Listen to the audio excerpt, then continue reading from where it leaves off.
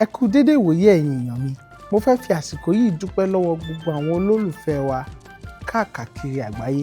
Ẹ̀yin tẹ́ ń tẹ̀lé wa lórí àwọn ìkànnì wa lórí YouTube, Instagram, Twitter, Facebook, TikTok àti gbogbo wọn.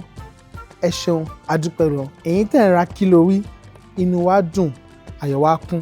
Gbogbo nǹkan tẹ́ bá dáwọ́lé yóò máa yọrí sí rere. Fún ẹ̀yin tẹ́ bá fẹ́ ra kílówí, ó wà lórí Amazon. Fún ẹ̀yin tẹ́ fẹ́ kópa lórí Ṣogbede, ẹ lọ sí www.sogbede.com. Ẹ forúkọ yín sílẹ̀, a máa pè yín wá.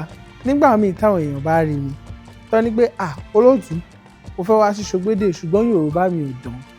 Nǹkan tí mo máa ń sọ fún wọn ni pé èmi gan fúnra mi akẹ́kọ̀ọ́ Yorùbá ni mí, mo sì ń kọ́ èdè, mo sì ń kọ́ àṣà àti ìṣe wa ní èdè Yorùbá àbí nílẹ̀ Yorùbá.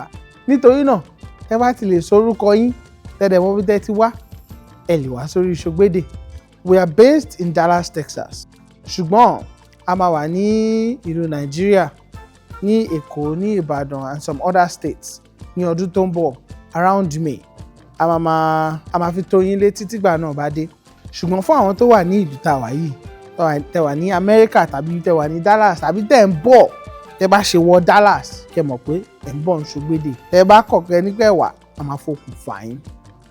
Lẹ́ẹ̀kan sí mo fẹ́ ní pé a dúpẹ́ fún ìfẹ́ tí ẹ fi hàn wá. Àṣà, ìṣe àti èdè Yorùbá kò ní tójú wa parun. Ire o.